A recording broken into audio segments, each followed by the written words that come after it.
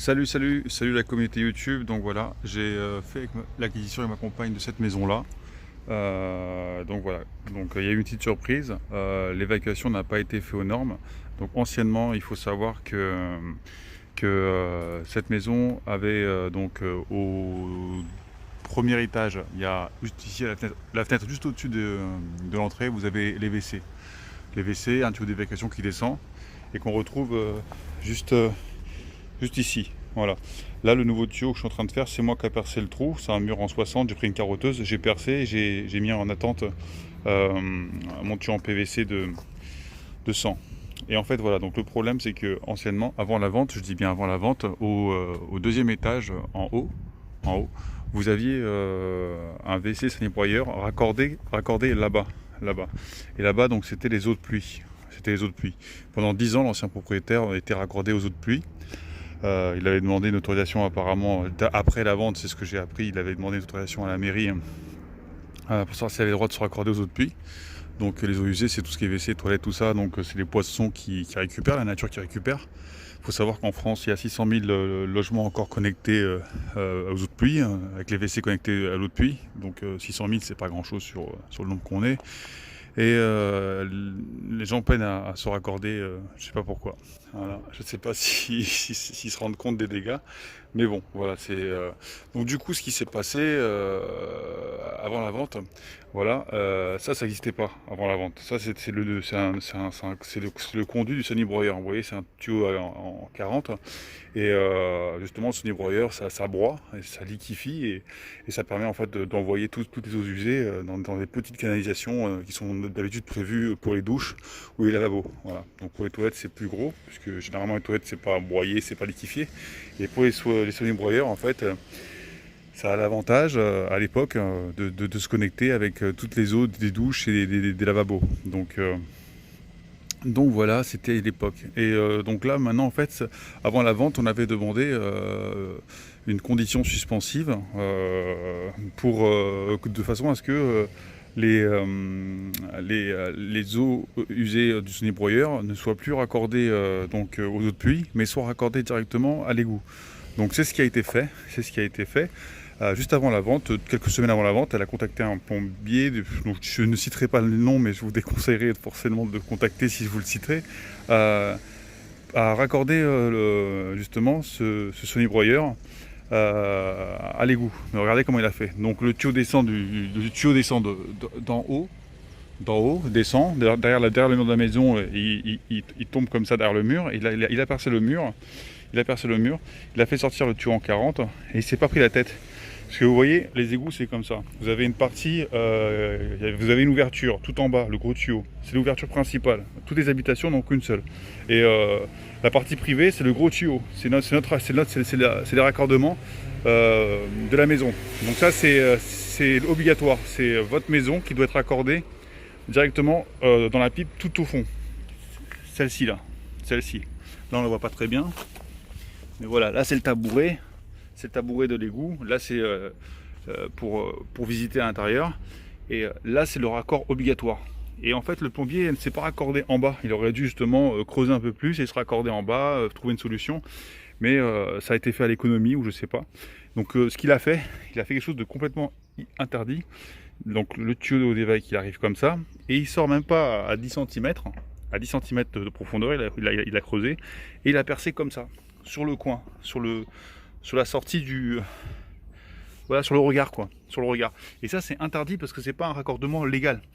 Là, si le raccordement légal il est en bas, c'est justement parce que c'est au fond du tabouret et pour l'écoulement, il faut que ça s'écoule comme une rivière quoi. Faut pas qu'il y ait d'obstacle ou quoi que ce soit. Et là, ça crée carrément un obstacle. C'est-à-dire que c'est plus un égout qui est censé drainer toutes les saletés et tout ça. C'est devenu un nid à microbes, on appelle ça un nid à merde. Donc voilà ce que ça fait.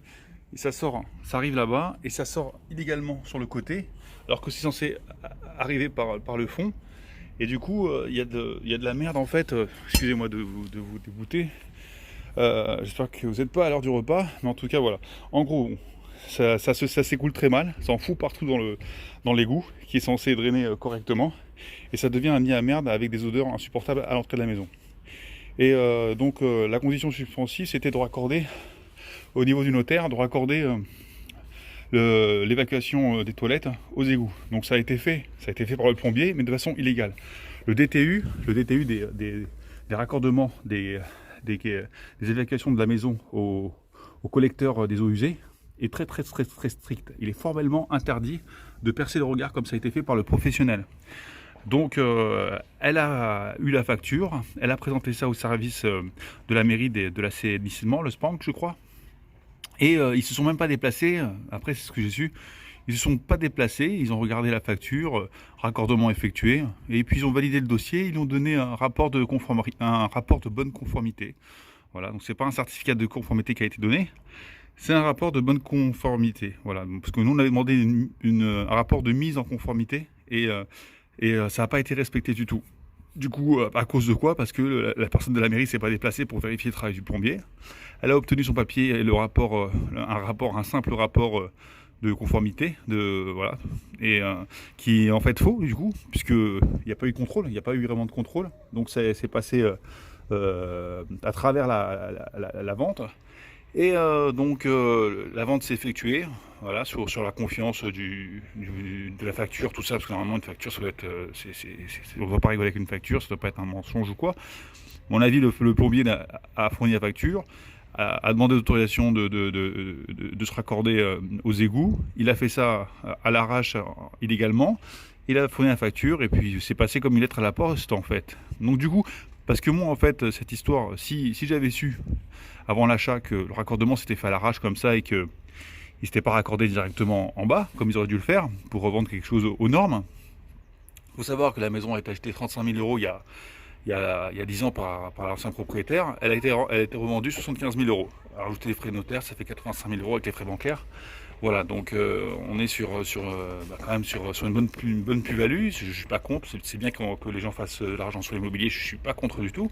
Mais de là à arnaquer les gens sur des trucs comme ça, c'est-à-dire que moi je ramène mes affaires, j'emménage, je suis content, c'est mon premier achat, et je me retrouve la main dans les outils quoi, et dans les égouts à tout refaire quoi. Voilà, parce que on fait un crédit, on n'a pas prévu de faire les travaux et du coup c'est la surprise. Donc ouais, ça peut noyer des familles, c'est vraiment pas bien. Donc je trouve qu'en France, ils devraient obliger les gens, les élus qui quand ils font des contrôles de normalité, de respect du DTU, ils devraient les obliger à se déplacer pour vraiment vérifier. Et s'il y a une faute, ils devraient être virés en fait. Il n'y a pas d'autres mots parce que moi j'aurais d'autres choses à faire que de passer mon temps heureusement j'ai du temps libre un petit peu là, mais j'aurais dû faire autre chose que ça. Voilà, donc il y a des gens qui savent pas bricoler, imaginez ces gens qui savent pas bricoler, ils se retrouvent comme ça, avec un crédit sur le dos. Et moi c'est limite ça, hein, et voilà, ils doivent assumer faire un crédit encore pour les travaux, quoi, un crédit imprévu. Et ça fout des familles dans la merde. Donc tout ça, c'est des cas d'école, et il faut absolument que ça change sur ce point-là, sur les achats en rénovation, pour les premières acquisitions, les jeunes qui veulent acquérir un logement. Généralement, voilà quoi, c'est leur premier portefeuille, leur premier investissement, leur premier crédit, et ça, faut pas que ça se reproduise quoi. C'est pour ça que je fais cette vidéo.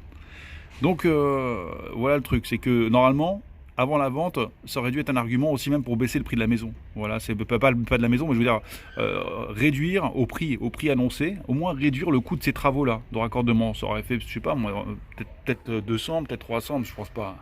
Peut-être 2000 ou 3000 ou 4000 euros de travaux, parce qu'il y en a des travaux, je vous le dis. Et donc voilà, et comme ça, avant la vente, on sera arrangé, on aurait attendu que que les travaux se fassent pour obtenir une maison, voilà, préhabitée, quoi, au moins, préhabitée, pas... Parce que là, on déménage, on a nos affaires, il y a de la poussière partout, c'est l'enfer.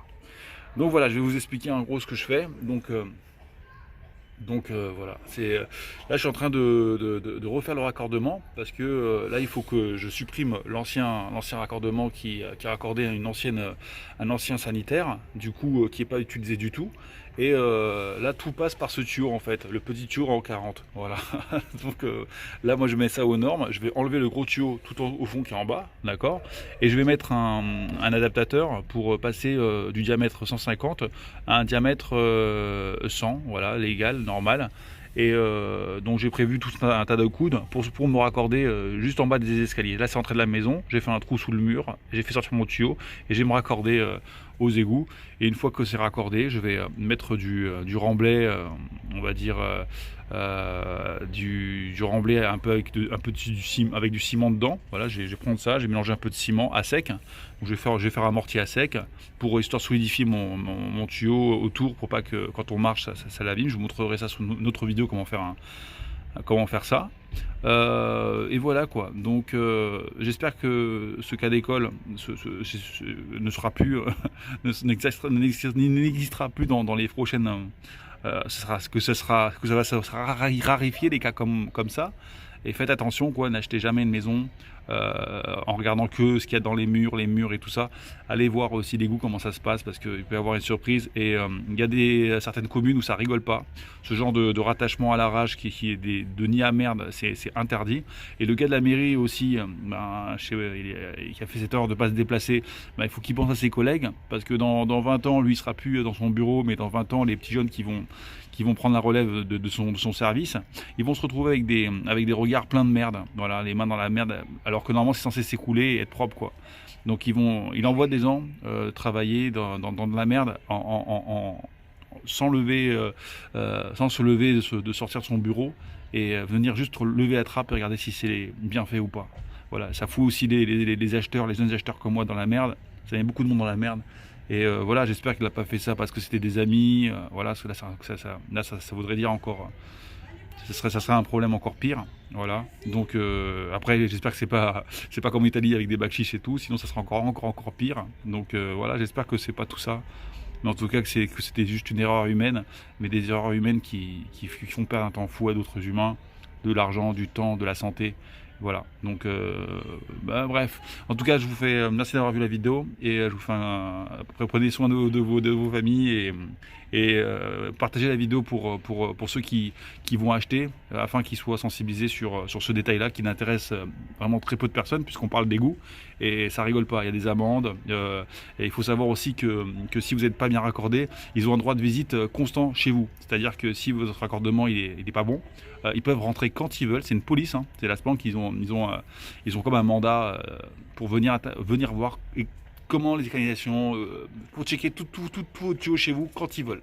Donc voilà, c'est la petite. Donc là, moi, ce que je vais faire, je vais faire ça bien aux normes. Et je vais tout raccorder correctement. Je vais appeler un plombier pour qu'il atteste juste que c'est bon, le raccordement est parfait. À la limite, ce que je ferai, je laisserai juste un petit travail pour le plombier pour qu'il ait juste à emboîter le truc lui-même et qu'il me fasse une facture juste pour le geste qu'il fait, l'emboîtage. Il va prendre 30 € pour emboîter le truc. Alors j'aurais fait tout le travail derrière.